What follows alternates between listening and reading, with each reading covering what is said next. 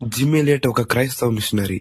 తన నలుగురు స్నేహితులతో కలిసి ఈక్వెడార్లోని వావోరా తెగకు దేవుని సువార్త తెలియచేయాలని సంకల్పించారు.